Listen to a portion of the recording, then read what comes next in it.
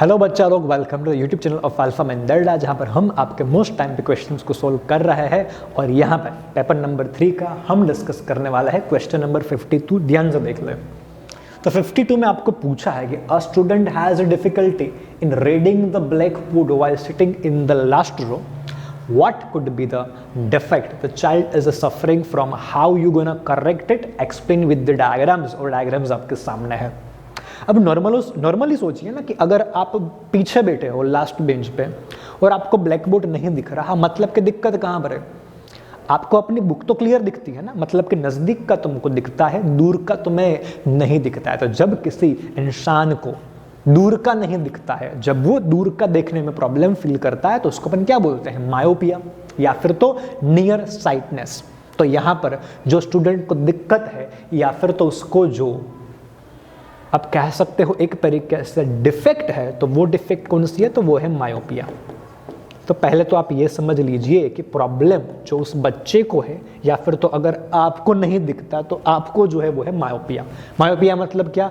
A person can see an object which is near side, या फिर तो आप near by clearly, but he और see can not see the object which is distant object, या फिर you can say the object at a far distance. तो हम लिख सकते हैं डेफिनेशन के फॉर्म में कैसे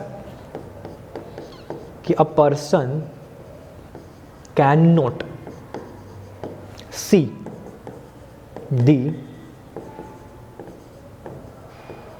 distant object distinctly। डिस्टिंक्टली आप लिख दो या फिर तो क्लियरली लिख दो, सबका एक ही मतलब हो जाता है। एक और एक्स्ट्रा पॉइंट आप ऐड कर सकते हो कि भाई नजदीक का देखने में कोई दिक्कत नहीं है। अब दूर का देखने के लिए आंखों का जो लेंस है वो कैसा होना चाहिए? तो वो होना चाहिए पतला। आपको फोकल लेंथ जो है उसको बढ़ानी रहती है। जब आप एडजस्टमेंट करते हो ना, आप तो नहीं करते, वैसे आपकी आंखें अपने आप कर लेती है विद द सिलेरी मसल्स। तो जब आप दूर का देखना चाहते हो तो आपका लेंस पतला होना चाहिए, फोकल लेंथ ज्यादा, एंड जो कर्वेचर है वो लो होना चाहिए। अगर ये ठीक से हो जाता है तो आपको हर जगह का दिखेगा, लेकिन अगर ये ठीक से नहीं हो पाता तो तब आपको दूर का नहीं दिखने वाला। तो रीजन क्या है कि आपके आंख का जो लेंस है उसका कर्वेचर ज्यादा रह रहा है। डायग्राम के अंदर चेक कर लो कि अगर आप नॉर्मल होते विदाउट एनी डिफेक्ट तो आपका लेंस पतला हो जाता। रेज आपके एग्जैक्टली कहां पर होते? रेटिना पे। आफ्टर रिफ्रैक्शन इमेज आपकी वहां पे बनती और आपको सब दिखता।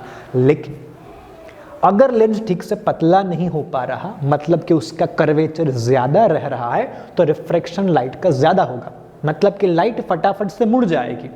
अगर वो फटाफट से मुड़ जाएगी तो वहां पर जो आपकी इमेज बनेगी वो एग्जैक्टली कहां पर बनने वाली है? यहां पर बनना था उसको रेटिना पे, लेकिन वो थोड़ा सा आगे बन गया। आप ऐसा समझ लीजिए।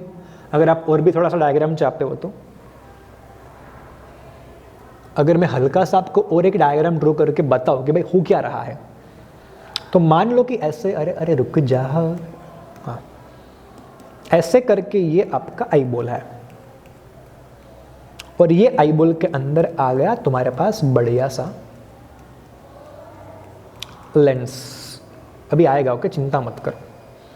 और ये लेंस की दिक्कत ये है कि ये लेंस जो है उसका कर्वेचर कम नहीं हो रहा, ये लेंस आपका मोटा ही रह रहा है।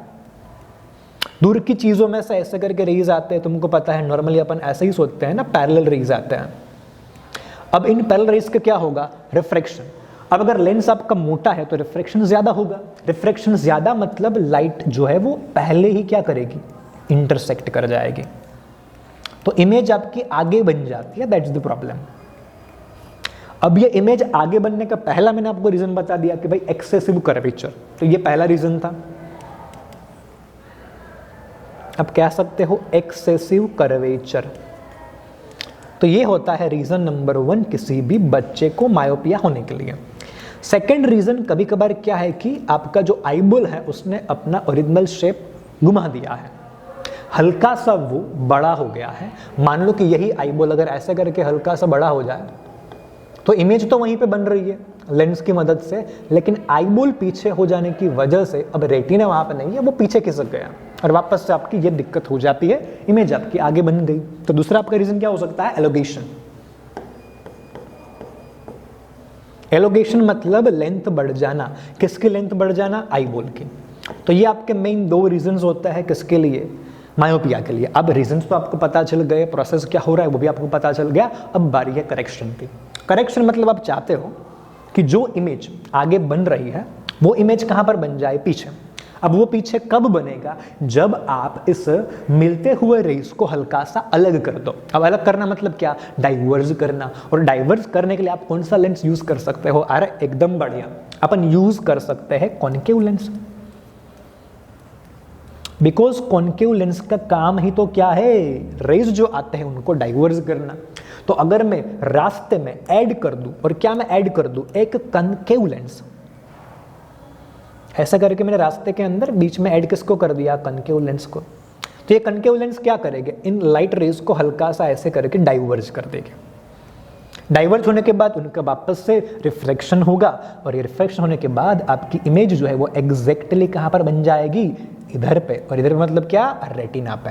मतलब कि जो आपको दिक्कत थी अब वो करेक्ट हो चुकी है और आप क्लियर देख सकते हो। तो इस तरीके से by using the concave lens having particular power, या फिर तो आपका एकदम बढ़िया सा जैसा भी आपको चाहिए, जिस भी फोकल लेंथ का आपको यूज करना है वैसा अगर आप मार्केट से लाते हो तो आपकी जो डिफेक्ट है वो करेक्ट हो जाती है। सो या दैट वाज द मायोपिया, उसका रीजन और लास्ट में उसका करेक्शन। इतना आप लिख दो, आपको मार्क्स मिल जाएगा बढ़िया सा।